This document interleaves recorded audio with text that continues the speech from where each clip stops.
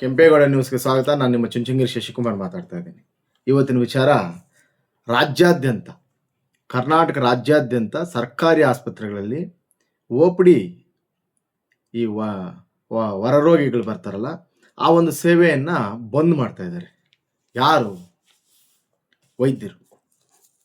ಏನು ಕಾರಣ ಅಂತಂದರೆ, ಅದನ್ನು ಅವ್ರು ಕೊಡ್ತಕ್ಕಂಥ ಉತ್ತರ, ಔಷಧ ಪೂರೈಕೆ, ವರ್ಗಾವಣೆ ನೀತಿ, ಹುದ್ದೆಗಳ ಭರ್ತಿಗೆ, ಸರ್ಕಾರಿ ಹುದ್ದೆಗಳಿದಾವಲ್ಲ ವೈದ್ಯಕೀಯ ಇದರಲ್ಲಿ, ಆ ಭರ್ತಿಗೆ ಸರ್ಕಾರ ಅಡ್ಡಗಾಲಾಗ್ತಕ್ಕಂಥ ಒಂದು ವಿಚಾರಕ್ಕೆ, ಮತ್ತು ನಾನಾ ಕಾರಣಗಳು ಸರ್ಕಾರದಿಂದ ಯಾವ ಥರ ಅವರಿಗೆ ಬೇಡಿಕೆಗೆ ಸ್ಪಂದಿಸ್ತಾ ಇಲ್ವೋ ಆ ಒಂದೆಲ್ಲ ವಿಚಾರಗಳನ್ನು ಇಟ್ಕೊಂಡು ಅವರು ಇವತ್ತು ಬಂದ್ಗೆ ಕರೆ ಕೊಟ್ಟಿದ್ದಾರೆ. 15 ತನಕ. ಅಂದರೆ ಹೊರಗಿಂದ ಬರ್ತಕ್ಕಂಥ ರೋಗಿಗಳಿಗೆ ಟ್ರೀಟ್ಮೆಂಟ್ ನಾವು ಕೊಡಲ್ಲ ಅಂತಕ್ಕಂಥ ಮಾತನ್ನು ಹೇಳಿ ಅವರು ಬಂದು ಕರೆ ಕೊಟ್ಟಿದ್ದಾರೆ. ಜೊತೆಗೆ ಈ ವಿಚಾರವನ್ನು ತಿಳಿಸಿರ್ತಕ್ಕಂಥ ವೈದ್ಯಕೀಯ ಇಲಾಖೆ ಯಾರಿಗೆ? ಮಾನ್ಯ ಸಚಿವರು ದಿನೇಶ್ ಗುಂಡೂರಾವ್ ಅವರಿಗೆ 1 ತಿಂಗಳಾಗಿದೆಯಂತೆ ಸರ್ಕಾರ ಗಮನಕ್ಕೂ ಕೂಡ ತಂದು, ನಮ್ಮ ಬೇಡಿಕೆಗಳನ್ನು ಈಡೇರಿಸದೇ ಇದ್ರೆ ನಾವು ಬಂದ್ ಮಾಡ್ತೇವೆ, ನೀವು ಎಸ್ಮಾ ಮಾಡಿದ್ರು, ನಮ್ಮ ಮೇಲೆ ಬ್ರಹ್ಮಾಸ್ತ್ರವನ್ನು ಉಪಯೋಗಿಸಿದ್ರು ಕೂಡ ನಾವು ಈ ಬಂದನ್ನು ವಾಪಸ್ ತಗೊಳ್ಳಲ್ಲ. ಇದು ಹೊರರೋಗಿಗಳಿಗೆ, 15ರಿಂದ ಒಳರೋಗಿಗಳಿಗೆ ಮತ್ತೆ ಎಮರ್ಜೆನ್ಸಿ ತುರ್ತು ಪರಿಸ್ಥಿತಿಗಳು ಕೂಡ ನಾವು ಚಿಕಿತ್ಸೆ ನೀಡೋದಿಲ್ಲ, ಅದಕ್ಕೂ ಕೂಡ ಬಂದ್ ಮಾಡ್ತೀವಿ, ಪರ್ಮನೆಂಟ್ ಬಂದು. ನೀವು ಗಿಸ್ಮಾ ಅಂದ್ರೆ ನಾವು ಎದರಲ್ಲ, ನಾವು ರೆಡಿಯಾಗಿದ್ದೀವಿ ಅಂತಕ್ಕಂಥ ಮಾತನ್ನ ವೈದ್ಯ ರಾಜ್ಯಾಧ್ಯಕ್ಷರಾಗಿರ್ತಕ್ಕಂಥವರು ಒಂದು ಹೇಳಿಕೆ ಕೊಡ್ತಾರೆ. ನಾವು ರೆಡಿಯಾಗಿದ್ದೀವಿ ಎಲ್ಲದಕ್ಕೂ ಅಂತಕ್ಕಂಥ ಮಾತನ್ನು. ವೈದ್ಯರ ಸಂಘ ಇದನ್ನು ಆರೋಪ ಮಾಡ್ತಾ ಇದೆ, ಸರ್ಕಾರ ನಮ್ಗೆ ತುಂಬ ಅನ್ಯಾಯ ಮಾಡ್ತಾ ಇದೆ, ಆಸ್ಪತ್ರೆಗಳಲ್ಲಿ ಔಷಧಿ ಪೂರೈಕೆ ಇಲ್ವಂತೆ. ಮಾನ್ಯ ಮಂತ್ರಿಗಳು ದಿನೇಶ್ ಗುಂಡೂರಾವ್, ಸರ್ ಒಂದು ಡ್ರಮ್ಮಲ್ಲಿ ನೀರು ಬಿಡಿ ಸರ್, ಇಲ್ಲ 1000 ಲೀಟರ್ ಇರ್ತಾರಲ್ಲ ದೊಡ್ಡ ದೊಡ್ಡ ಡ್ರಮ್ಮುಗಳು, ಇಲ್ಲ ಈ ನೀರಿನ ಸೊಂಪುಗಳು ಹೊಡೆದು ಬಿಡಿ, ನೀರು ಚುಚ್ಕೊಂತ ಇರ್ತಾರೆ ಡಾಕ್ಟರ್ಸು. ಆ ಚಿರಿಂಜಲ್ಲಿ ಔಷಧಿ ಬೇಡ, ನೀರು ಎಳ್ಕೊಂಡು ಚಿಕ್ಕ ಮಕ್ಳು ಆಟ ಆಡ್ತಾರಲ್ಲ, ಆ ಚಿರಿಂಜಲ್ಲಿ ನೀರು ತಗೊಂಡು ಹಿಂಗೆ ಚುಮ್ತಾ ಇರೋದಷ್ಟೇ. ಪೇಷಂಟ್ಗಳಿಗೂ ನೀರು ಹಾಕ್ತಾರೆ, ನೀರು ಕೊಟ್ಬಿಡಿ, ನೀರು ತುಂಬಿಸಿ ಆಸ್ಪತ್ರೆಗಳಿಗೆ. ಯಾವ ಸರ್ಕಾರಗಳು, ಯಾವ ಗಣಂದಾರಕ್ಕೆ ನೀವೆಲ್ಲ ಮಂತ್ರಿಗಳಾಗ್ತೀರಾ? ಮಂತ್ರಿಗಳ ಜವಾಬ್ದಾರಿ ಏನು ಹೋಗ್ಲಿ? ಇನ್ನು ಅದಕ್ಕಿಂತ ಬೇರೆ ಏನು ಕೆಲಸ ಇದೆ? ನಾನು ಫಸ್ಟಿಂದಾನೇ ಹೇಳ್ತಾ ಇದ್ದೀನಿ, ನಾನು ನಿಮ್ಮ ಬಗ್ಗೆ, ಮಾನ್ಯ ಮಂತ್ರಿಗಳ ಬಗ್ಗೆ ಮೊದಲಿಂದಾನೇ ಹೇಳ್ತಾ ಇದ್ದೀನಿ. 108 ಪ್ರಾಬ್ಲಮ್ ಇಂದಾನೇ ಹೇಳ್ತಾ ಇದ್ದೀನಿ ನಾನು ನಿಮ್ಗೆ. ನಿಮ್ಮ ಕೈಯಲ್ಲಿ ಆಗಲ್ವಾ? ಅಥವಾ ಗೊತ್ತಾಗ್ತಾ ಇಲ್ವಾ? ಅಥವಾ ದುಡ್ಡೇ ಇಲ್ವಾ? ಮತ್ತೆ ಏನ್ ಪರಿಸ್ಥಿತಿ ನಿಮ್ದು ಅಂತಕ್ಕಂಥ ಮಾತನ್ನ ನೀವು ಈಗ ಜನಕ್ಕೆ ತಿಳಿಸ್ಬೇಕಾಗ್ತದೆ. ಮಾರ್ಚ್ 16ರಿಂದ ತುರ್ತು ಪರಿಸ್ಥಿತಿ ಕೂಡ ನಾವು ಬಂದ್ ಮಾಡ್ತೀವಿ ಅಂತಕ್ಕಂಥ ಮಾತನ್ನ ಅವ್ರು ಹೇಳ್ತಾ ಇದ್ದಾರೆ ವೈದ್ಯರು. ಮತ್ತೆ ಈ ಔಷಧಿ ಖರೀದಿಗೆ ಈ ಸರ್ಕಾರ ಅದೊಂದು ಹೇಳಿಕೆ ಕೊಡ್ತಾ ಇದೆ. ಸರ್ಕಾರ ಯಾಕೆ ನಾವು ಅವ್ರಿಗೆ ಸ್ಪಂದಿಸ್ತಾ ಇಲ್ಲ ಅಂತಕ್ಕಂಥ ವಿಚಾರಕ್ಕೆ, ಆ ವಿಚಾರದಲ್ಲಿ ಔಷಧಿ ಖರೀದಿಯನ್ನ ವೈದ್ಯರು ಮಾಡಬೇಕಾಗಿತ್ತು, ಅವ್ರು ನಿಲ್ಲಿಸಿದ್ದಾರೆ. ವೈದ್ಯರೇ ತಗೊಬೇಕಾಗಿತ್ತಂತ ಔಷಧಿಯನ್ನ. ಅವ್ರು ಹೇಳೋದು ನಮಗೆ ಗೊತ್ತಿಲ್ಲ. ಈಗ ಸರ್ಕಾರಿ ಸ್ಕೂಲ್ಗಳೆಲ್ಲ ಮೊಟ್ಟೆ ತರಕಾರಿ ಎಲ್ಲ ಮಾಸ್ಟರ್ಗಳು ತರ್ತಾರಲ್ಲ, ಶಿಕ್ಷಕರು ತರ್ತಾರಲ್ವಾ, ಆ ಥರ ಏನಾದ್ರು ಈ ವೈದ್ಯಕೀಯ ಉಪಕರಣಗಳು ಮತ್ತೆ ಈ ಔಷಧಿಗಳು ಕೂಡ ಡಾಕ್ಟರ್ಸ ಖರೀದಿ ಮಾಡ್ಬೇಕಂದ್ರೆ ನಮಗೆ ಗೊತ್ತಿಲ್ಲ. ಅವ್ರು ಸರ್ಕಾರ ಹೇಳ್ತಕ್ಕಂಥ ವಿಚಾರ, ಅದಕ್ಕೆ ಏನಾದ್ರು ಕಮಿಟಿ ಮಾಡಿದೇನೋ ನಮಗೂ ಅದು ಆ ವಿಚಾರದ ಬಗ್ಗೆ ಗೊತ್ತಿಲ್ಲ. ಬಟ್ ಅವ್ರು ಹೇಳ್ತಕ್ಕಂಥದ್ದು ಸರ್ಕಾರದ ವತಿಯಿಂದ ಔಷಧಿ ಖರೀದಿಗಳು ಮಾಡಿಲ್ಲ ಡಾಕ್ಟರ್ಸು. ಆಯುಷ್ಮಾನ್ ಭಾರತ್ ಆರೋಗ್ಯ ಮತ್ತೆ ಕರ್ನಾಟಕ ಆರೋಗ್ಯ ರಕ್ಷಾ ಸಮಿತಿ ವತಿಯಿಂದ ನಿಧಿ ಇದೆಯಂತೆ, ಅದು ಆರೋಗ್ಯ ಇಲಾಖೆದು. ಆಯುಷ್ಮಾನ್ ಭಾರತ್ನು ರಕ್ಷಾ ಸಮಿತಿದು. ಈ ನಿಧಿಯಿಂದ ಔಷಧಿಗಳನ್ನ ಖರೀದಿ ಮಾಡಬೇಕಾಗಿತ್ತು, ನೀವು ಮಾಡಿಲ್ಲ, ದುರ್ನಡತೆನಂತೆ. ವೈದ್ಯರು ಔಷಧಿಯನ್ನ ಆ ಥರ ಖರೀದಿ ಮಾಡಲಿಲ್ಲ, ಅದಕ್ಕೆ ಸ್ಯಾಲ್ಟೇಜ್ ಬರ್ತಾ ಇದೆ. ಸರ್ಕಾರಿ ಆಸ್ಪತ್ರೆಗಳಲ್ಲಿ ಔಷಧಿ ಕೊರತೆ ಇದೆ.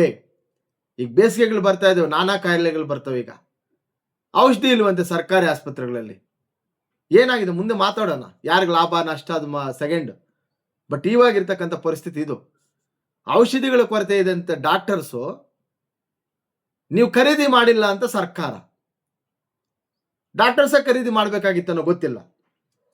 ಔಷಧಿ ಪೂರೈಕೆ ಸರ್ಕಾರದ ಹೊಣೆ ಅಂತಕ್ಕಂಥ ಮಾತನ್ನ ವೈದ್ಯರು ಹೇಳ್ತಾ ಇದ್ದಾರೆ. ಔಷಧಿ ಯಾರು ಖರೀದಿ ಮಾಡ್ತಾರೆ? ನಾವಿಲ್ಲಿ ಪೇಷಂಟ್ಗಳು ನೋಡೋದು ಬಿಟ್ಟು ಖರೀದಿ ಮಾಡ್ಬೇಕು ಇಲ್ವಲ್ಲ. ನೀವು ಖರೀದಿ ಮಾಡಿಕೊಟ್ರೆ ನಾವು ಅದನ್ನು ಬಳಸ್ತೀವಿ, ಇಲ್ಲ ನೀವು ಖರೀದಿ ಮಾಡಲಿಲ್ಲ ಸ್ಯಾಲ್ಟೇಜ್ ಬರ್ತಾ ಇದೆ ಅಂತಕ್ಕಂಥ ಮಾತನ್ನ ವೈದ್ಯರು ಹೇಳ್ತಾರೆ.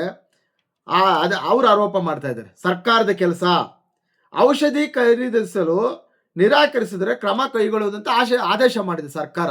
ನೀವೇನಾದರೂ ಔಷಧಿಗಳನ್ನ ತಗೊಂಡಿಲ್ಲ, ನಿಮ್ಮ ಮೇಲೆ ಕ್ರಮ ತಗಂತೀವಿ ಅಂತಕ್ಕಂಥ ಮಾತನ್ನ. ಆದರೆ ಕರ್ನಾಟಕ ರಾಜ್ಯ ವೈದ್ಯಕೀಯರ ಸಂಘದವ್ರು ಏನು ಹೇಳ್ತಾರೆ, ಕರ್ನಾಟಕ ವೈದ್ಯಕೀಯ ಸರಬರಾಜು ಅಂದರೆ ಔಷಧಿ ಸರಬರಾಜು ನಿಗಮ ಇದೆಯಲ್ಲ, ಅದಕ್ಕೊಂದು ನಿಗಮ ಇದೆ. ಆ ನಿಗಮ ಇದನ್ನ ಖರೀದಿ ಮಾಡಬೇಕು, ನಾವಲ್ಲ ಅಂತಕ್ಕಂಥ ಮಾತನ್ನು ವೈದ್ಯರು ಹೇಳ್ತಾ ಇದ್ದಾರೆ. ಅದು ಏನು ಒಪ್ಪಂದಗಳು, ಅದು ಏನಾಗಿದೆಯೋ, ಯಾರ ಕೆಲಸ ಏನು ಅಂತ ಗೊತ್ತಿಲ್ವಾ? ವೈದ್ಯರು ತಗೊಬೇಕು ಔಷಧಿಗಳನ್ನ ಅಂತ ಸರ್ಕಾರದವ್ರು ಹೇಳಿದ್ರೆ, ಮಂತ್ರಿಗಳು ಹೇಳಿದ್ರೆ, ನಮ್ಮ ಕೆಲಸ ಅಲ್ಲ ಅದು ಅಂತಕ್ಕಂಥದ್ದನ್ನ ವೈದ್ಯರು ಹೇಳಿದ್ರೆ ಜನ ಏನ್ ಮಾಡ್ಬೇಕೀಗ? ಸಾಯ್ಬೇಕಾ? ಅಲ್ಲ, ನಿಮ್ಮ ಕೆಲಸಗಳು ನಿಮ್ಗೆ ಗೊತ್ತಿರಲ್ವಾ? ಏನೇ ಆಗಿದ್ರು ಸರ್ಕಾರದ ಕೆಲಸ ಏನು ನೀವು ನೋಡ್ಕೊಬೇಕಲ್ವಾ? ಮಂತ್ರಿಗಳಿದೆ, ನಿಮ್ದೊಂದು ಕಮಿಟಿ ಇರ್ತದೆ, ಏನಕ್ಕೆ ಮಾಡ್ತಾರೆ ನಿಮ್ಮನ್ನೆಲ್ಲ? ಈ ವಿಚಾರ ಅವರ ವಿಫಲತೆ, ಸರ್ಕಾರದ ವಿಫಲತೆಯನ್ನ ವೈದ್ಯಕೀಯ ಇಲಾಖೆ ಮೇಲೆ ಹಾಕಬಾರ್ದು ಅಂತಕ್ಕಂಥ ಒಂದು ಆರೋಪವನ್ನು ಕೂಡ ಅವ್ರು ಮಾಡ್ತಾರೆ ವೈದ್ಯರು. 1 ತಿಂಗಳ ಹಿಂದೆ ಬೇಡಿಕೆ ಬಗ್ಗೆ ನಾವು ಗಮನ ಹರಿಸ್ಬೇಕು ಸರ್ ಅಂತೇಳಿ ತಿಳಿಸಿದ್ವಿ ಸರ್ಕಾರಕ್ಕೆ. ಇಲ್ಲಿ ತನಕ ನಮಗೆ ಭರವಸೆ ಸಿಕ್ಕಿಲ್ಲ. ಯಾವ ಸರ್ಕಾರ ಇದು? ಏನು ಜಡತ್ವ ಬಂದಿದೆ ಸರ್ ಸರ್ಕಾರಕ್ಕೆ? ಕರ್ನಾಟಕದಲ್ಲಿರ್ತಕ್ಕಂಥ ಕಾಂಗ್ರೆಸ್ ಸರ್ಕಾರಕ್ಕೆ ಒಂದು ವೇಳೆ ನೀವೇ ಏನಾದರೂ ಕರೋನಾ ಟೈಮಲ್ಲಿ ಇದ್ದಿದ್ರೆ ಏನಾಗ್ತಾ ಇತ್ತು ಜನರ ಪರಿಸ್ಥಿತಿ? ಕರೋನಾ ಟೈಮಲ್ಲಿ ವಿರೋಧ ಪಕ್ಷದಲ್ಲಿ ಇದ್ದಾಗ ತಾವು ಕಾಂಗ್ರೆಸ್ ನಾಯಕರು ಯಾರ್ಯಾರು ಮನೆಗಳಲ್ಲಿ ಈ ನೋ ಪಾರ್ಕಿಂಗ್ ಬೋರ್ಡ್ ಹಾಕ್ತಿವಲ್ಲ, ಮನೆಗೆ ಯಾರಿಗೂ ಪ್ರವೇಶ ಇಲ್ಲ ಅಂತಕ್ಕಂಥ ಬೋರ್ಡ್ ಹಾಕಿದ್ದವರೆಲ್ಲ ಈಗ ಮಂತ್ರಿಗಳಾಗಿದ್ದೀರಾ. ಸಂತೋಷ, ಸರ್ಕಾರ ಬರ್ತದೆ ಆಗ್ತೀರಿ ನೀವು. ಆದರೆ ತಮ್ಮ ಕೆಲಸ ಏನೀಗ? ಇಂಥ ಈಸಿಯಾಗಿರ್ತಕ್ಕಂಥ ಕಾಲದಲ್ಲೇ ನೀವು ಔಷಧಿಗಳ ಪೂರೈಕೆ ಆಗ್ಲಿಲ್ಲ ನಿಮ್ಮ ಕೈಲಂದ್ರೆ, ಕರೋನಾ ಟೈಮಲ್ಲಿ ಇದ್ದಿದ್ರೆ ಕರ್ನಾಟಕದ ಪರಿಸ್ಥಿತಿ ಏನಾಗ್ತಾ ಇತ್ತು? ತಿಳ್ಕೊಬೇಕು. ಜನ ಅರ್ಥ ಮಾಡ್ಕೊಬೇಕು ಇದನ್ನ. ಜನ ಅರ್ಥ ಮಾಡ್ಕೊಬೇಕು ಈಗ ಇದನ್ನ. ಈಗಲೂ ಸಂಧಾನಕ್ಕೆ ಕರೆದಿಲ್ಲ ಅಂತೆ.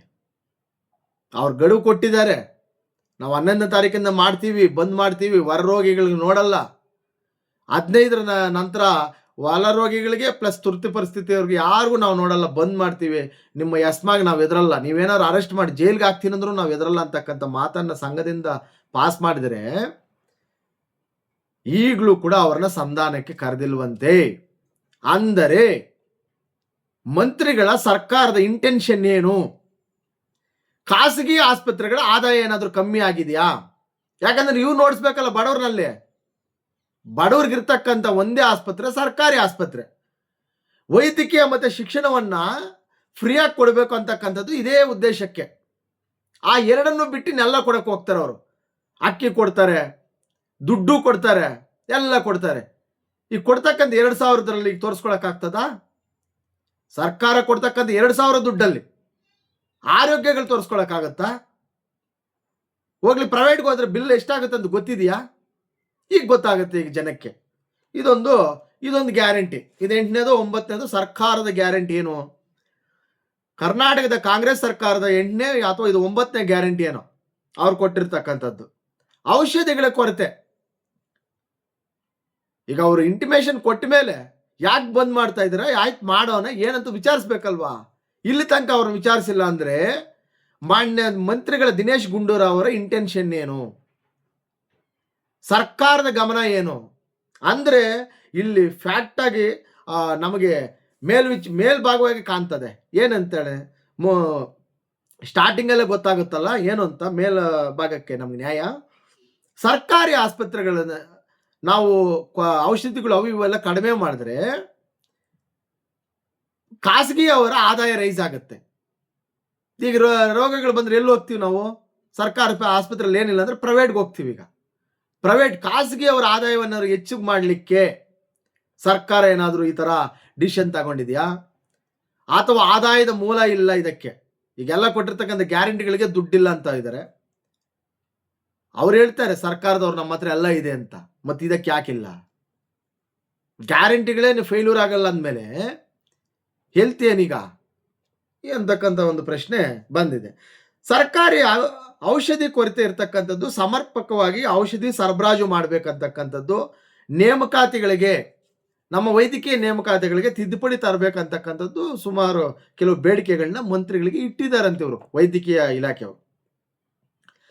ಇದನ್ನ ಮಾನ್ಯ ಮಂತ್ರಿಗಳು ದಿನೇಶ್ ಗುಂಡೂರಾವ್ ಅವರು ನಿದ್ದೆ ಮಾಡ್ತಾ ಇದ್ದಾರೆ. ಅವ್ರಿಗೇನು ಸಾರ್, ಅವ್ರ ಮುಂದೆ ಹೋದ್ರೆ ಹಿಂದೆ ಒಂದು ಆಂಬುಲೆನ್ಸ್ ಬರ್ತದೆ. ಆಂಬುಲೆನ್ಸ್ಗಳ ಗತಿ ಇಲ್ಲ ಈಗ. 108ಗಳು ಯಾವ ಆಸ್ಪತ್ರೆಗಳಲ್ಲೂ ಕೂಡ 108ಗಳು ಗತಿ ಇಲ್ಲ. ಪ್ರೈವೇಟ್ ಅವರು ಒಂದೆರಡು ನಿಲ್ಲಿಸಿರ್ತಾರೆ. ಜನಕ್ಕೆ ಅಲ್ಲಿ ಹೋಗಿ ಸತ್ತ ಮೇಲೆ ಗೊತ್ತಾಗುತ್ತೆ ಅದ್ರ ನೋವೇನಂತ. ಹೊರಗಡೆ ಇದ್ರೆ ಏನು ಗೊತ್ತಾಗಲ್ಲ. ಆರೋಗ್ಯ ಚೆನ್ನಾಗಿತ್ತು, ಎಲ್ಲ ಚೆನ್ನಾಗಿರ್ತದೆ, ಕೆಟ್ಟ ಮೇಲೆ ಗೊತ್ತಾಗತ್ತೆ ಏನು ಅಂತ. ಆದರೆ ಮಂತ್ರಿಗಳ ಕೆಲಸ ಏನು? ಇದಕ್ಕಿಂತ ಮಂತ್ರಿಗಳ ಕೆಲಸ ಏನು? ಯಾಕೆ ಮಂತ್ರಿಗಳನ್ನ ಮಾಡ್ತೀರಾ ಅವ್ರಿಗೆ? ನನಗೆ ಗೊತ್ತಿದ್ದಂಗೆ ಮಾನ್ಯ ದಿನೇಶ್ ಗುಂಡೂರಾವ್ ಅವ್ರಿಗೆ ಸುಮಾರು ಇಲಾಖೆಗಳಲ್ಲಿ ಕೆಲಸ ಮಾಡಿರ್ತಕ್ಕಂಥ ಅನುಭವ ಇದೆ ಅವರಿಗೆ. ಯಾವ ಸರ್ಕಾರ ಬಂದರೂ ಕೂಡ ಅವ್ರಿಗೆ ಮಂತ್ರಿ ಸ್ಥಾನ ಸಿಗುತ್ತೆ. ಗಾಂಧಿನಗರದ ಪ್ರೇಮಸ್ ಅವರು ಕೂಡ ಹೀರೋ ಅಲ್ಲಿ. ಅವ್ರು ಬಿಟ್ಟರೆ ಯಾರು ಗೆಲ್ಲಲ್ಲ ಗಾಂಧಿನಗರದಲ್ಲಿ. ಈ ಸಿನಿಮಾ ಫೀಲ್ಡ್ ಇವಿದಾವಲ್ಲ, ಆ ಕ್ಷೇತ್ರದ MLA ಇವರು ನಗರಕ್ಕೆ ಇವ್ರನ್ನೇ ಗೆಲ್ಲಿಸ್ತಾರೆ ಅಲ್ಲಿ. ಆದರೆ ಇವ್ರ ಕೊಡುಗೆ ಏನು? ಇವರಿಂದ ಏನಾಗ್ತಾ ಇದೆ ರಾಜ್ಯಕ್ಕೆ? ಅದನ್ನು ಕೂಡ ನಾವು ಮೌಲ್ಯಮಾಪನ ಮಾಡಬೇಕಲ್ವಾ? ಮತ್ತೆ ನಮ್ಮ ಕೈಯಲ್ಲಿ ಆಗಲ್ಲ ಅಂದ್ರೆ ಬೇರೆ ರಾಜೀನಾಮೆ ಕೊಟ್ಟು ಇನ್ನೊಂದು ಯಾವ್ದಾರು ತಗೊಬೇಕು. ಜನ ಕೇಳಬಾರ್ದು. ಜನಕ್ಕೆ ತೊಂದರೆ ಆಗದೆ ಇರ್ತಕ್ಕಂಥ ಮಂತ್ರಿಗಳ ಪದವಿಗಳು ತಗೋಬೇಕು.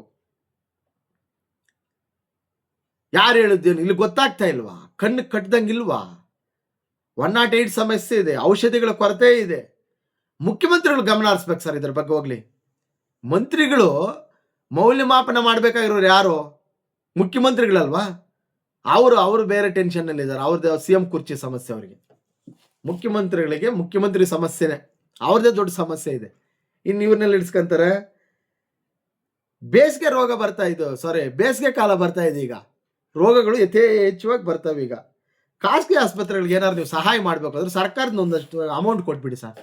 ಬಡವರು ಹೊಟ್ಟೆ ಮೇಲೆ ಹೊಡಿಬಾರ್ದು. ತುಂಬ ಕಷ್ಟ ಇದೆ. ಹೆಲ್ತ್ ಏನಾದ್ರು ಇಶ್ಯೂಸ್ ಆದರೆ ತುಂಬ ಬಡ ಜನ ಸುಧಾರಿಸ್ಕೊಳ್ಳೋದು ಕಷ್ಟ ಇದೆ. ಅಷ್ಟೊಂದು ಈಸಿ ಇಲ್ಲ ಈಗ. ಅಂಥದ್ರಲ್ಲಿ ನೀವು ಔಷಧಿಗಳು ಬರ್ಕೊಡ್ತಕ್ಕಂಥದ್ದು, ಪೂರೈಕೆ ಕಮ್ಮಿ ಮಾಡ್ತಕ್ಕಂಥದ್ದು ಮಾಡ್ತಾರೆ. ಬದುಕ್ತಾರ ಹೋಗ್ಲಿ. ಈಗಿರ್ತಕ್ಕಂಥ ಕಾಂಗ್ರೆಸ್ ಸರ್ಕಾರದಲ್ಲಿ ಇವೆಲ್ಲ ಮಾಮೂಲಿ ಅಂದಂಗೆ ಆಗೋಗಿದೆ. ಅವಕ್ಕೆ ಬಜೆಟ್ ಇಲ್ಲ, ಕೊಟ್ಬಿಟ್ಟವೆ. ಯಾವ್ಯಾವ ಗ್ಯಾರಂಟಿಗಳು ಕೊಟ್ಬಿಟ್ಟವೆ. ಅವು ಉಳಿಸ್ಕೊಬೇಕಂತಂದ್ರೆ ಇವಾಗ ಜನ ಸತ್ತೋಗ್ತಾರೆ. ಈಗ ನೋಡಿ ಹೆಂಗಿದೆ. ನಿಮ್ಮ ದುಡ್ಡನ್ನು ನಿಮಗೆ ಕಿತ್ತು ಕೊಡ್ತಕ್ಕಂಥ ಸರ್ಕಾರ ಕಾಂಗ್ರೆಸ್ ಸರ್ಕಾರ. ನೀವು ಈಗ ಇದಕ್ಕೊಂದು ಚಿಕ್ಕದೊಂದು ಇದೆ ಕತೆ. ಏನಂದರೆ, ಈ ಕುರಿಗಳಿಗೆ ಮೊದಲು ಕಾಡಿಗೆ ಸಿಂಹನ ಗೆಲ್ಲಿಸ್ತಾ ಇತ್ತಂತೆ. ಕಾಡಿನ ರಾಜ ನೀನೇ ಅಂದರೆ ಓಟ್ ಹಾಕಿ ಅವಿರೋಧ ಆಯ್ಕೆ. ಸಿಂಹ ಅಂದರೆ ಅದೇ ರಾಜ. ಈ ಕುರಿಗಳಿಗೆ ಯಾಕೋ ಕುರಿಗಳಿಗಲ್ಲ, ಈ ನರಿಗಳಿಗೆ ಒಂದು ಕೆಟ್ಟ ಬುದ್ಧಿ ಬಂದ್ಬಿಡ್ತಂತೆ. ಏನು ಯಾವಾಗಲೂ ಸಿಂಹನೇನ ಕಾಡಿನ ರಾಜ, ನಾನು ಆಗ್ಬೋದಾಗಿತ್ತಲ್ಲ ಅಂತಕ್ಕಂಥ ಮಾತನ್ನು ಯೋಚನೆ ಮಾಡಿ ಎಲ್ಲ ಮೀಟಿಂಗ್ ಕರೆದುವಂತೆ. ಇಷ್ಟು ವರ್ಷಗಳಿಂದ ನಾವು ಸಿಂಹನ ಕಾಡಿಗೆ ರಾಜ ಮಾಡಿದ್ದೀವಿ, ಇವಾಗ ನಾವು ಚುನಾವಣೆ ಇಡೋಣ. ಆವಾಗ ನಮ್ಗೆ ಯಾರಿಗೂ ತಿಳುವಳಿಕೆ ಇಲ್ಲ. ಚುನಾವಣೆ ಮಾಡಿದ್ಮೇಲೆ ನಿಮ್ಗೆ ಏನು ಬೇಕೋ ಕೊಡ್ತೀನಿ. ಈಗ ಚಳಿಗಾಲ ಬಂತು, ಆ ಚಳಿಗೆ ಏನು ಮಾಡ್ತೀರಿ ನೀವು? ಅದ್ರ ಕಂಡಿರ್ತಿರಲ್ಲ, ನಾನು ಉಲ್ಲನ್ ರಗ್ಗುಗಳು ಕೊಡ್ತೀನಿ ಅಂತ ನರಿ ಹೇಳ್ತಂತೆ. ನಂಬಿಟ್ಟವು ಇವು. ಚಳಿಗಾಲ ಬರ್ತದಲ್ವಾ, ಭಾರಿ ಚಳಿ, ಉಲ್ಲನ್ ರಗ್ ಕೊಟ್ಟರೆ ಅದೇನು ಚಳಿಗಿಲಿ ಆಗಲ್ಲ ಅಂತೆ, ಜನ ಅದೇ ಒತ್ಕೊಳ್ಳೋದಂತ ಹೇಳ್ಬಿಟ್ಟು ಇವು ಅದ್ರ ಮಾತು ನಂಬಿ ಚುನಾವಣೆ ಬಂದಂತೆ. ಇದು ಒಪ್ಕೊಂಡ್ಬಿಟ್ಟಿದೆ ಸಿಂಹ. ಆಯ್ತು ಮಾಡ್ಕೊಳ್ಳಿ, ಚುನಾವಣೆ ಮಾಡಿ, ನಾನೇ ಗೆಲ್ತೀನಿ, ಏನು ಅದರಲ್ಲೇನು ಸಮಸ್ಯೆ ಅಂತ. ಮೋಸ ಅಲ್ವಾ? ಈ ಓಟ್ ಹಾಕುವಾಗ ಈ ಗ್ಯಾರಂಟಿ ಯೋಜನೆಗಳು ಹೆಂಗಿರ್ತವೆ ಅಂತ ಕಾಂಗ್ರೆಸ್ ಸರ್ಕಾರದ ನಿಯಮ, ಅದು ತರ್ತಕ್ಕಂಥ ಸಿದ್ಧಾಂತಗಳ ಪರವಾಗಿ ಜನರ ಮೇಲೆ ಯಾವ ಥರ ಪ್ರಭಾವ ಬೀರುತ್ತೆ. ಈಗ ನಮಗೆ ಕೊಡ್ತಕ್ಕಂಥ ಗ್ಯಾರಂಟಿ ಯೋಜನೆಗಳು, ಸರ್ಕಾರದಲ್ಲಿ ನಡೀತಕ್ಕಂಥ ಕೆಲಸಗಳು, ಇವೆರಡಕ್ಕೂ ಟ್ಯಾಲಿ ಮಾಡಿ ಹೇಳ್ತಾ ಇದ್ದೀನಿ ನಾನು ನಿಮಗೆ. ಆ ನರಿನ ಗೆಲ್ಲಿಸ್ಬಿಟ್ಟವೆ ಓಟ್ ಹಾಕಿ. ಆಯಿತು, ಅದು ಗೆದ್ದೋಗಿದೆ. ಗೆದ್ದುಬಿಟ್ಟು ಗುಹೆಯಲ್ಲಿ ಆರಾಮಾಗಿ ಮಲ್ಕೊಂಡಿದೆ. ನಾನೇ ಈ ಕಾಡಿಗೆ ರಾಜ, ಇನ್ನು ಸಿಂಹ ಅಲ್ಲ ಅಂತ. ಈ ಸಿಂಹಗೆ ಸಿಟ್ಟು ಬಂದುಬಿಟ್ಟು ಸೋಲಿಸ್ಬಿಟ್ಟಿದ್ದಾವೆ ಕುರಿಗಳೆಲ್ಲ ಸೇರಿ. ಹೋಗ್ಬಿಟ್ಟು ಮಲ್ಕೊಂಡ್ಬಿಟ್ಟಿದೆ. ಅಷ್ಟು ಪ್ರಾಣಿಗಳೆಲ್ಲ ಕುರಿಗಳು ಇವು ಎಲ್ಲ ಕಾಡು ಕುರಿಗಳು ಇರ್ತಾವಲ್ಲ, ಸೋಲ್ಸಿದ ಮೇಲೆ ಸಿಂಹಕ್ಕೆ ಸಿಟ್ಟು, ಸೋಲಿಸ್ಬಿಟ್ಟವಲ್ಲ, ಆರಾಮ ಅದು ಮಲ್ಕೊಂಡ್ಬಿಟ್ಟಿದೆ. ಬೇಡ, ವಿರೋಧ ಪಕ್ಷದಲ್ಲಿದೆ ಅದು. ಇನ್ನು ಅಧಿಕಾರಕ್ಕೆ ಬಂದಿದ್ದು ಯಾವುದೋ ನರಿ, ಅದೇನು ಮಾಡ್ತು ಗೊತ್ತಾ, ಅದು ಮಲ್ಕೊಂಡಿದ್ದು ಹೋಗ್ಬಿಟ್ಟು ಆರಾಮಾಗಿ. ಇನ್ಯಾವನು ಕೇಳೋನು, ಸಿಂಹ ಮಾತಾಡಲ್ವಲ್ಲ ಅಂತ. ಎಲ್ಲ ಓದುವಂತೆ. ಸ್ವಾಮಿ ಅಂದಮೇಲೆ ನಿಧಾನಕ್ಕೆ ಬಂತಂತೆ. ಬಂದ್ಬಿಟ್ಟು ಏನು ಸಮಸ್ಯೆ ಅಂತ ಕೇಳಿದ್ರೆ, ನಮಗೆ ಈ ಥರ ಹೇಳಿದ್ರಲ್ಲ, ನಮ್ಮ ಬೇಡಿಕೆನ ಈಡೇರಿಸ್ಬೇಕು, ಚಳಿಗಾಲ ಸ್ಟಾರ್ಟ್ ಆಯಿತು, ರೊಗ್ಗುಗಳಿಲ್ಲ ಅಂತ. ಅದಕ್ಕೆ ಹೇಳ್ತಂತೆ ನರಿ, ನಾನೇನು ಮಲ್ಕೊಂಡಿದ್ದೀನಿ 6 ತಿಂಗಳಿಂದ, ನಿಮ್ಮದೇ ಟೆನ್ಷನ್ ಮೇಲೆ ಇದ್ದೀನಿ ನಾನು, ನಿಮ್ಮದೇ ಟೆನ್ಷನ್ ನನಗೆ. ಏನು ಟೆನ್ಷನ್ನು, ಎಲ್ಲಿಂದ ತರಬೇಕು ಆ ಕಂಬಳಿಗಳು ಅಂತ. ಆವಾಗ ನೀವೇ ಹೆಂಗಂದ್ರೆ ಹೆಂಗೆ ಸ್ವಾಮಿ, ಒಂದು ಕೆಲಸ ಮಾಡಿ, ನನಗೆ ಯಾರೋ ಒಬ್ರು ಹೇಳಿದ್ರು, ನಿಮ್ಮ ಕುರಿ ಮೇಲೆ ದುಪ್ಪಟ ಇರ್ತದಲ್ಲ, ಕುರಿ ಮೇಲೆ ಒಟ್ಟು ಕೂದಲು ಪ್ರಾಣಿಗಳೆಲ್ಲ, ಅದನ್ನೆಲ್ಲ ಕಟ್ ಮಾಡಿಕೊಟ್ರೆ ಅದನ್ನೆಲ್ಲ ತುಪ್ಪಟ ಮಾಡಿಬಿಟ್ಟು ಒಂದು ಒಳ್ಳೆ ರೊಗ್ಗಾಗುತ್ತಂತೆ, ಉಳ್ಳನ್ ರೊಗ್ಗ ಥರ. ಆವಾಗ ಚಳಿ ಆಗಲ್ಲ ಅಂತ. ಇದ್ಯಾವುದೋ ಚೆನ್ನಾಗಿದೆ, ಆಯ್ತು ತಗೊಳ್ಳಿ ಸ್ವಾಮಿ ಅಂತ ಎಲ್ಲ ಬೋಡಿಸ್ಬಿಟ್ಟಿದ್ದೀವಿ. ಅದರ ತುಪ್ಪಟ ತೆಗೆದು, ಅದರ ಕೂದಲನ್ನು ತೆಗೆದು, ಎಲ್ಲ ಪ್ರಾಣಿಗಳ ಕೂದಲನ್ನು ತೆಗೆದು ಅದಕ್ಕೆ ರೊಗ್ಗು ಕೊಡ್ತಂತೆ. ಸೇಮ್ ಒಂದೇ ಅಲ್ವಾ? ಆ ಕೂದಲಿದ್ದು ಪ್ರಾಣಿಗಳಿಗೆ ಅಷ್ಟೇ ಚಳಿ ಆಗ್ತಾ ಇತ್ತು. ಈ ಕಟ್ ಮಾಡಿಕೊಟ್ರು ಅದೇ ಹೊಚ್ಕೊಂಡ್ರೆ ಇನ್ನೇನಾಗುತ್ತೆ, ಚಳಿ ಕಡಿಮೆ ಆಗುತ್ತಾ? ಈ ಜೋನಲ್ಲಿದೆ ಕರ್ನಾಟಕ ಸರ್ಕಾರ. ಜನರ ದುಡ್ಡನ್ನು ಜನರಿಗೆ ಕೊಡ್ಲಿಕ್ಕೇನೆ ಭಾರಿ ಗ್ಯಾರಂಟಿಗಳು ನೀಡಿದೆ. ಗ್ಯಾರಂಟಿಗಳು ನೀಡಿದಾಗ ಈ ಥರ ಪ್ರಾಣಿಗಳ ಮೇಲೆ ಬರ್ತವೆ. ಜನ ಕೂಡ ಯೋಚನೆ ಮಾಡಿ ಓಟ್ ಹಾಕ್ಬೇಕು. ವೈದ್ಯಕೀಯ ಮತ್ತು ಶಿಕ್ಷಣ ಇಲಾಖೆಗೆ ಫ್ರೀಯಾಗಿ ಕೊಡಬಾರ್ದು ಯಾವುದು. ಅವೆರಡನ್ನು ಫ್ರೀಯಾಗಿ ಕೊಟ್ಟು ಬೇರೆನೆಲ್ಲವನ್ನು ಬೇಕಾದ್ರೆ ಜನಕ್ಕೆ ಓರಿಸ್ಕೊಳ್ಳಿ. ಈ ಎರಡೇ ಟೆನ್ಷನ್ ಇರ್ತಕ್ಕಂಥದ್ದು. ಶಿಕ್ಷಣ ಕೊಟ್ಟರೆ ಒಳ್ಳೆ ಬುದ್ಧಿವಂತರಾಗ್ತಾರೆ, ವೈದ್ಯಕೀಯ ಕೊಟ್ಟರೆ ಆರೋಗ್ಯವಂತರಾಗ್ತಾರೆ. ಎಲ್ಲ ಫ್ರೀ ಕೊಟ್ಟರೆ ಇದೇ ಗತಿ ಆಗೋದು. ಏನೇ ಆಗಿರಲಿ, ಸರ್ಕಾರ ಆಸ್ಪತ್ರೆಗಳಿರ್ತಕ್ಕಂಥ ವೈದ್ಯರ ಕಷ್ಟ ಸುಖ ಆಳಿಸ್ಕೊಬೇಕು ಸರ್. ಅವ್ರಿಗೆ ತುಂಬ ಕಷ್ಟ ಇದೆ. 24 ಗಂಟೆನೂ ಅದು ಬಿಟ್ಟರೆ ಬೇರೆ ಏನು ಕೆಲಸ ಇಲ್ಲ ಅವ್ರಿಗೆ. ಪಾಪ ಅವ್ರಿಗೆ ಟೈಮ್ ಸರಿಯಾಗಿ ಸ್ಯಾಲ್ರಿಗಳಾಗಿರ್ಬೋದು ಅಥವಾ ಅವ್ರ ವೇತನ ಪರಿಷ್ಕರಣೆಗಳಿರ್ಬೋದು, ಅವರಷ್ಟು ಪೇಷನ್ಸ್ ಯಾರೂ ಮಾಡಲ್ಲ. ವೈದ್ಯರೇನಾದರೂ ನೆಗ್ಲೆಕ್ಟ್ ಮಾಡಿದ್ರೆ ಪೇಷಂಟ್ಗಳಿಗೆ ತುಂಬ ತೊಂದರೆ ಇದೆ. ನೀವೇನಿಲ್ವಲ್ಲ, ಈಗ ಯಾವೊಬ್ಬ ಶ್ರೀಮಂತ ಕೂಡ ಈ ಪೇಷಂಟ್ ಲಿಸ್ಟಲ್ಲಿ ಇಲ್ಲ. ಈಗ ನಿಮ್ಗೆ ತೊಂದರೆ ಆಗಲ್ಲ, ನಿಮ್ಮ ಖಾಸಗಿ ಆಸ್ಪತ್ರೆ ಇದ್ದಾವೆ, ಅಲ್ಲೇನು ಸಮಸ್ಯೆ ಇಲ್ಲ. ಸರ್ಕಾರಿ ಆಸ್ಪತ್ರೆಗೆ ಯಾರು ಹೋಗ್ತಾರೆ? BPL ಕಾರ್ಡ್ ಅವರು ಹೋಗ್ತಾರೆ. ನಿಮ್ಗೆ ಯಾರಿಗೂ BPL ಕಾರ್ಡ್ ಇಲ್ವಲ್ಲ? ಯಾರಿಗೂ BPL ಕಾರ್ಡ್ ಇಲ್ಲ. ಬಡವ್ರ ಬಗ್ಗೆ ಸ್ವಲ್ಪ ಕರುಣೆ ಇರಲಿ ಸರ್. ಬಳಿ ತಗೊಂಬೇಡಿ, ಇನ್ನೊಂದಷ್ಟು ದಿನ ಬದುಕಲಿ ಅವ್ರ ಪಾಪ. ಏನು ಬೇಡಿಕೆ ಈಡೇರ್ಸಕ್ಕೆ ಏನಾಗ್ತಾ ಇದೆ ನಿಮಗೆ? ಹೋಗ್ಲಿ, ಅವ್ರು ಏನಾರು ದೊಡ್ಡ ದೊಡ್ಡ ಬೆಟ್ಟಗಳು ಕೇಳಿದಾರ? ನೇಮಕಾತಿಗಳದು, ಅವ್ರ ಸಂಬಳಗಳದು, ಔಷಧಿಗಳದು, ಮತ್ತೆ ಅವ್ರ ಸ್ಯಾಲ್ರಿಯಲ್ಲಿ ತಗೊಂಡು ಕೊಡ್ಬೇಕಾ? ಸ್ಯಾಲ್ರಿಗಳು ಹೋಗಿ ಸ್ಯಾಲ್ರಿಯಲ್ಲಿ ಕಟ್ ಮಾಡಿಬಿಟ್ಟು ಔಷಧಿ ಕೊಡಿಸಿ ಹೋಗ್ಲಿ, ಅವ್ರು ಓದಿದ್ದಕ್ಕೂ ಸಾರ್ಥಕ ಆಗುತ್ತೆ. ಅದೇ ಸರ್ಕಾರ ಅದು ಏನು ಮಾಡ್ತಾ ಇದೆಯೋ, ಅಥವಾ ಸರ್ಕಾರ ಇದೆಯೋ ಇಲ್ವೋ, ಇಲ್ಲ ದುಡ್ಡಿಲ್ಲ, ಹೋದ್ರೆ ಶ್ವೇತಪತ್ರ ಆದರೂ ಹೊರಡಿಸ್ಬಿಡಿ ಸರ್, ಎಷ್ಟಿದೆ ಏನು ಅಂತ ಸುಮ್ಮನೆ ಹೇಳ್ತೀರಾ ಅಷ್ಟೇ ನೀವು. ಈಗ ನಮಗೆ ಜನರಿಗಂತೂ ಡೌಟ್ ಇದೆ, ನೀವು ಮಾಡೋ ಕೆಲಸಗಳಿಗೆ ಅಲ್ಲಿ ದುಡ್ಡಿದೆಯೋ ಇಲ್ಲೋ ಗೊತ್ತಾಗ್ತಾ ಇಲ್ಲ. ಎಲ್ಲ ಏರಿಸ್ಬಿಟ್ಟಿದ್ದೀರಾ, ಇನ್ನೆಷ್ಟಂತ ಏರಿಸ್ತೀರಾ? ಈಗ ನೋಡಿದ್ರೆ ಈ ಥರ ಮಾಡಿದ್ರೆ ಬಡವರಿಗೆ ತುಂಬ ಕಷ್ಟ ಆಗುತ್ತೆ. ದಯವಿಟ್ಟು ಸರ್ಕಾರ ಇದ್ರ ಬಗ್ಗೆ ಗಮನ ಹರಿಸ್ಬೇಕು.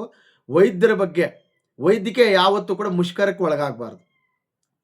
ಈ KSRTC ಅವರು, ವೈದ್ಯರು, ಈ ಪೊಲೀಸರು, ಇವ್ರಿಗೆಲ್ಲ ಬಂದ್ ಮಾಡೋಕ್ಕೆ ಅವಕಾಶ ಕೊಡಬಾರ್ದು. ಅವರ ಕಷ್ಟ ಸುಖಗಳಿಗೆ ಬೇಗ ಸ್ಪಂದಿಸಿ. ನಿಮ್ಮ ಗಂಟು ಏನು ಹೋಗಲ್ಲ, ನಿಮ್ಮ ಮನೆಯಿಂದ ಏನು ಕೇಳ್ತಾ ಇಲ್ಲ ಅವರು, ಸರ್ಕಾರದ್ದೇ ಕೇಳ್ತಾ ಇದ್ದಾರೆ. ಸರ್ಕಾರದ ವಿಚಾರವನ್ನೇ ತಾವು ತಿಳಿಸ್ಬೇಕಾಗಿದೆ. ಇಷ್ಟನ್ನು ಹೇಳ್ತಾ ಮತ್ತೆ ಮುಗಿಸ್ತೀನಿ.